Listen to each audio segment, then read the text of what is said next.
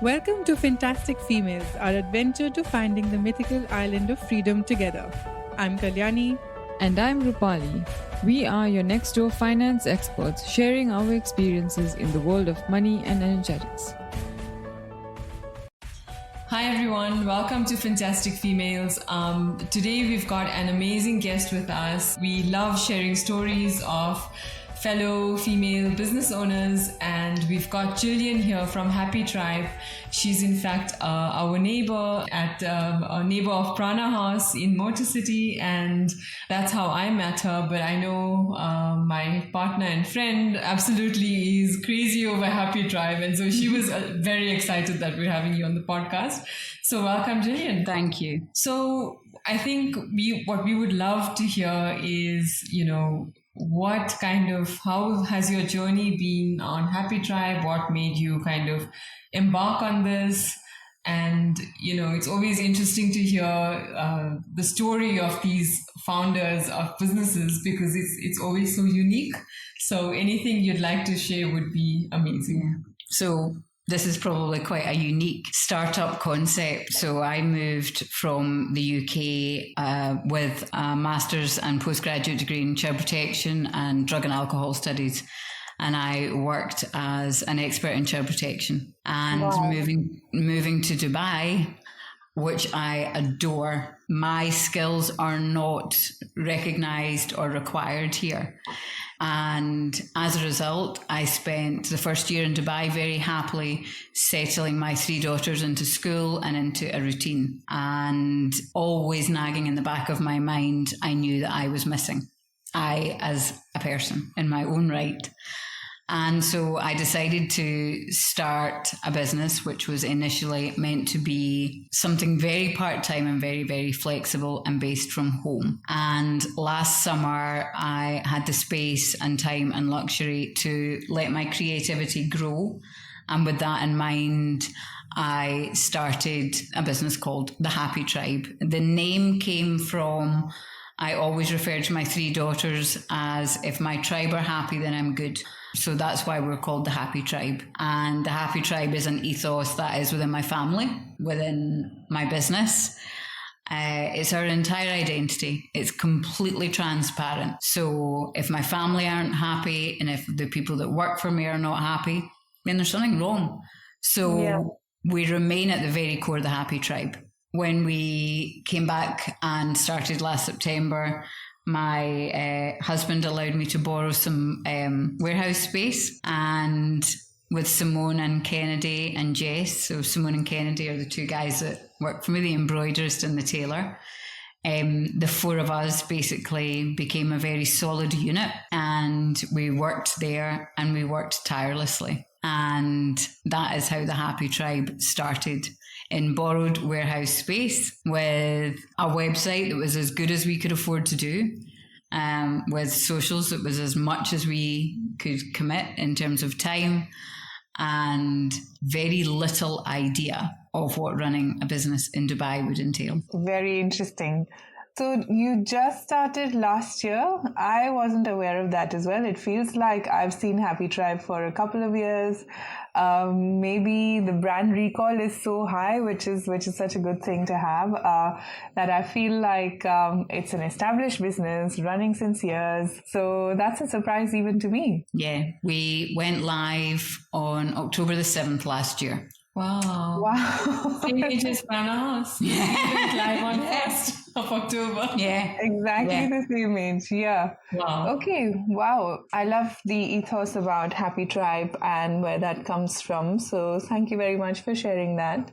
Anything that you'd like to kind of bring up in terms of the mindset before getting into the business? Were you sitting on the fence for a long time? Were you analyzing it a lot? Were you researching it a lot? Or was it easy for you to get started?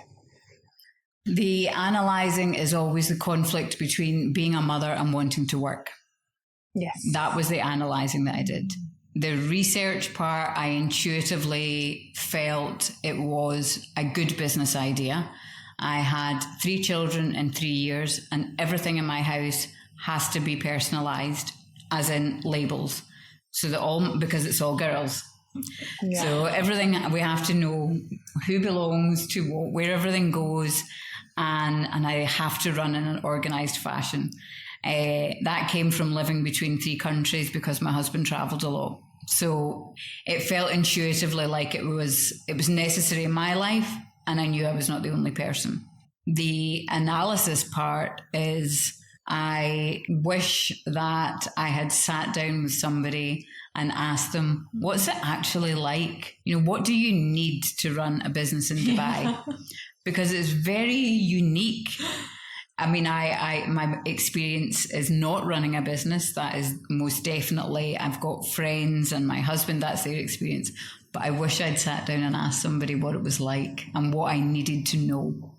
Wow. So you might be the person now for people who are listening to the podcast, giving them that insight today. Yes, I think it's amazing because when you said everything had to be labeled, I grew up in a joint family in South Africa. So we were 5 girls and 3 boys in the house. And so everything was labeled because your jeans would go missing and you wouldn't know where it went until it resurfaced a couple of months later. Yes. So I love that. And I think it's amazing that, you mentioned what your brand stands for and what your company stands for, what your team stands for. And I think you can see it through and through, through your products, through your approach, just the energy next door. Like there's always stuff happening and it's amazing. It's actually nice to see how something can grow and everyone is so invested in it. Yes. They are kind of a part of they're the whole. so valued. Kennedy and Simone have got unique skill sets and I am incredibly proud of them. Without them, we would not be able to operate, but also their commitment. They are so committed to us and we are so committed to them. We've had a new office manager and she's been with us now for about 3 months and she's fabulous. And again, it is our family. That is my second family and you have to roll with my family and she's right in amongst it as well. Oh. And I love the energy that they give to each other. Okay. Even when they're busy and they're tired and there's so much going on, they give the extra mile. Oh, and that's recognised in so many ways. Amazing. We'll get to establishing culture for a small organisation maybe a little later. But before that, Gillian, we wanted to know... You've scaled up from the borrowed warehouse space to a full-fledged studio. We've seen a lot of positive marketing around people being able to come in, choose their items, choose the customization, and kind of walk away with something quite unique. How did all of that happen? Again, we're talking about a span of about 8-9 months, which is crazy. I mean, it's amazing. Yeah. That was, for me, the challenging part because it was at that time that I needed investment, that I had to drop the imposter syndrome that trails along. And we know that voice. Yeah. And I had to drop that and think, how much do I believe in this? Mm. And through that had to come a conversation, which I did have with my husband about, I am fully committed to this. And he could see that. And I worked non-stop. And what I would say is that it was 24/7 and it was all consuming. So to get it to where it is today is testament to hours and hours and hours of blood, sweat and tears. All of it. Of course. And so the financial investment was big because we took on a lease and we did that for 2 years. We made renovations, obviously, to the studio, as we've had very humorous discussions around. Yes. And I love that people can walk in and enjoy the experience of something that's going to be so unique to them, because it's something that is very personal to them and they should be able to enjoy doing that. Absolutely. And again, the transparency of people being able to see where it's made and how it's made and the care and the attention that's given. I'm so proud of that. I'm so proud that people can walk in and see how hard everybody in the Happy Tribe works. And then equally, they walk away with something that they love. Yeah. And it's very satisfying for Kennedy and Simone to see the joy that what they do brings to people. If people message us through Instagram or through message, we screenshot that and we share that into our group and we credit them and we tell them it was great customer service, or that person loved coming in, or they loved their product, or it's a child opening their birthday present. Yes. They have that constant feedback as well, which is really important. Yeah, that's amazing. We went in there. I was just mentioning to Gillian before we started recording that the three of us from Prana House went into our space because for something completely not related to the products of Happy Tribe, might I add, but what the staff witnessed was three adults that became children in a chocolate shop. And so we were all like, oh no, where's this one? Oh, but there's this pink one. Oh, but there's this white one. And the staff kind of went in and there was a photo shoot happening, which we interrupted. So sorry for that. But the lady was like, no, go for it. And it was quite a fun experience. And Lisa's lovely, right? Yeah. So, Just so that's the experience that you can give through your shop, right? And it's all about emotion in the end of the day. It's all about the energy of what you do. Like you mentioned, the minute you walk through your doors, I can sense that energy where everyone is they all feel like they belong. Yes, and that's something you have to work. It's easy, but you have to work very hard to maintain that, because people are people and we are also people that are going through challenges. And so what were your challenges in terms of getting to that space of having everyone that invested in the whole story, the whole, experience? Yeah. I think from the very beginning, when we were purchasing the machines, okay, so the quality of the machines was exceptionally important to us. And we took Simone and Kennedy with us. And for us, when Jess, Kennedy, Simone and I discussed that's one of the happiest days of the start of our journey. And we took them with us and we spent a whole day, and we were toys in picking machinery, trying things. They got McDonald's in the middle of the day. Aww. And we loved that day. And the four of us made that foundation and that connection right there and then. Wow. Oh. The next part of the connection, as everybody in Dubai knows, that getting visas and establishing members of staff is not always easy. Yeah. And it's something that now I never take for granted now, because we have had to fight very hard to get the visas in place for Simone and Kennedy. And it makes me so happy that we've done that they are here, because I know their family stories back home. Yeah. I know how Simone's children are, and I get to see the benefit and the joy that he can bring to his family, that he will go home in January, that's been wonderful. Wow, that's amazing. It gives me goosebumps. Yeah. So those are the things that, for me, when we were drawing up contracts, that, many people said, oh, we don't need to add this, we don't need to add that. I am adding these things because that is value.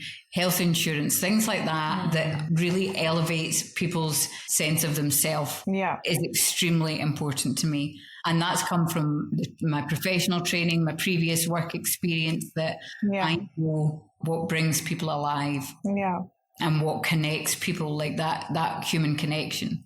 So they will know just as much if I'm having a bad day as I will know if they're having a bad day. We know each other. My children know them. They've been in my home. We have a very, very strong shared connection. Well, that's wonderful. Can you give us maybe your top 3 tips of what you do as actions to create this culture? Because both Rupali and I have small businesses. We don't work, maybe Rupali works a little more with a local team. My connections are more abroad and they're more virtual. But we'd love to have your tips, and for anyone who's got a small business and wants to create that culture of having invested employees, then if you have any tips to share, please do. I think the very first one is be your absolute authentic self. From the very beginning, be you, because it is a long, arduous journey. Yes. So don't pretend to be something you're not. Don't offer something that you cannot deliver. Be you from the very beginning, truly authentic.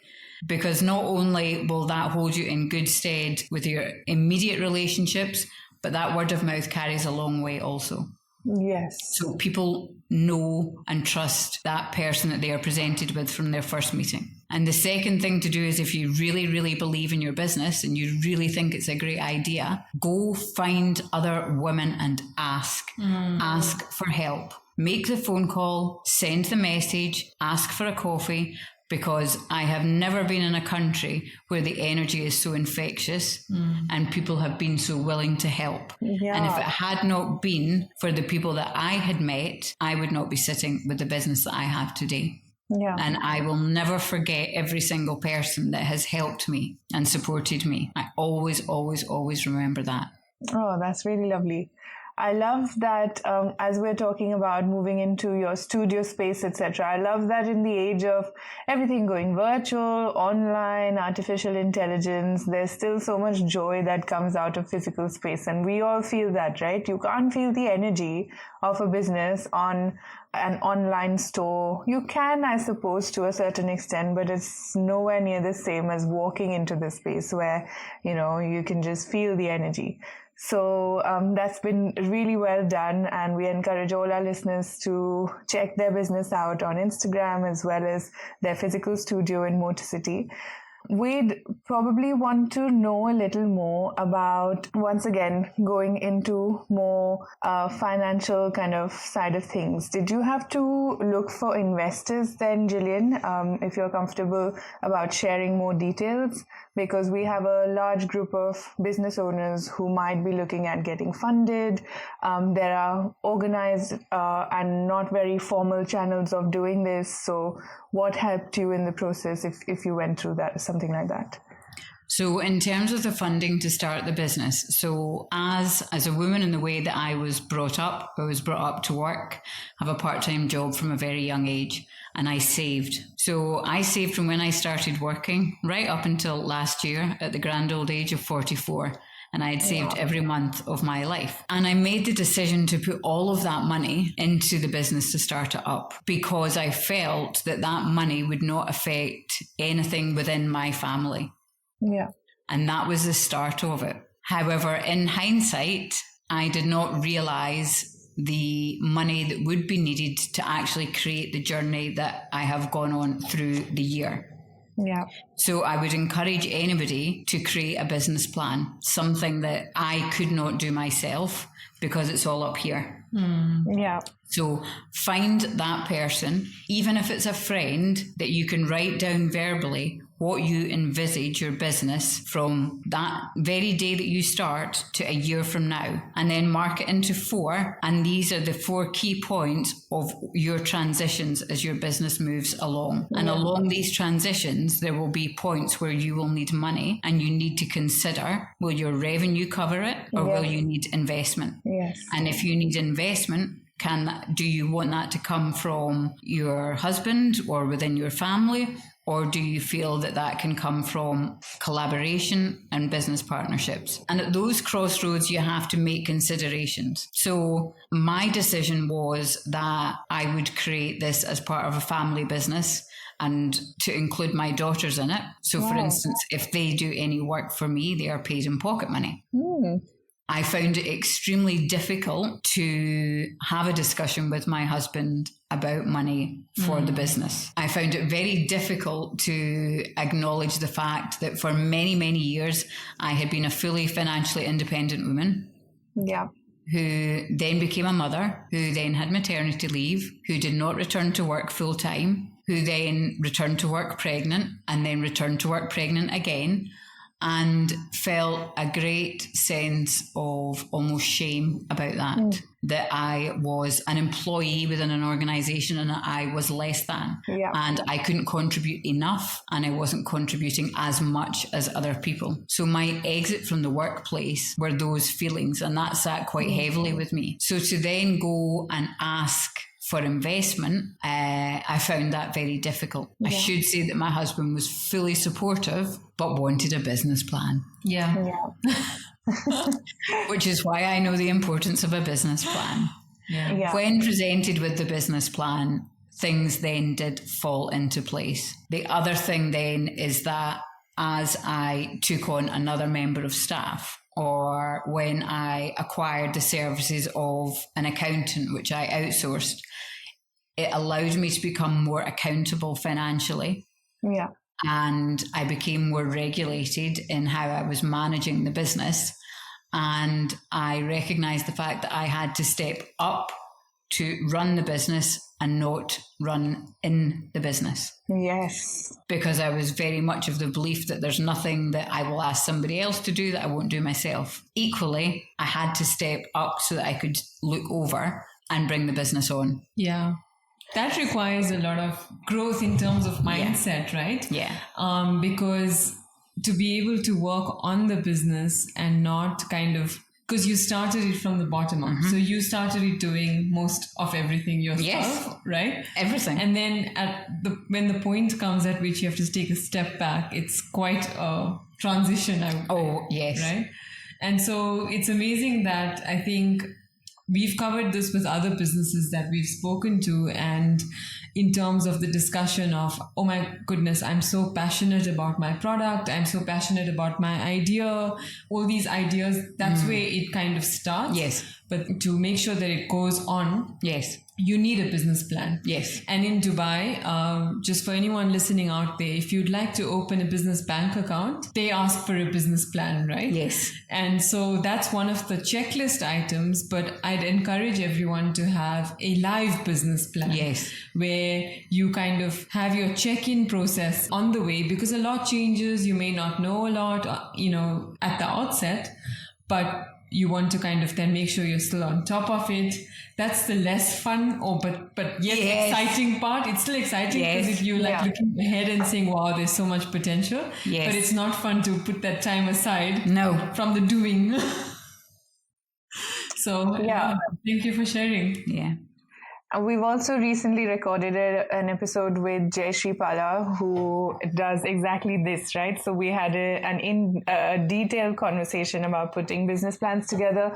And I love how you said that there was some hesitation, and then once you had the business plan, things started falling in place, because I think the business plan kind of takes it from being a hobby or a side thing that could or could not do well to making it a very serious kind of consideration, which, like you said, you're fully committed to. And I love the part where you shared about your mindset as you left the workspace, because I think that is so key.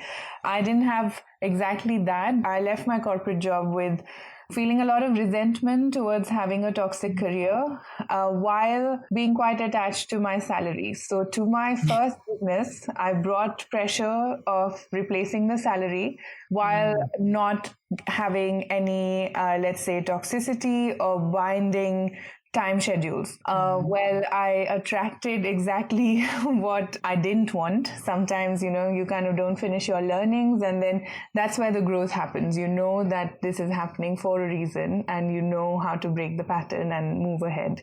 So I love that aspect. And we've spoken also about, money and relationships, and how it can sometimes be very difficult to navigate that in a partnership, in a marriage. Yes. And that's a very raw and real aspect of kind of managing businesses that you brought up as well. So I feel like that itself can be a podcast maybe for another day. Yes.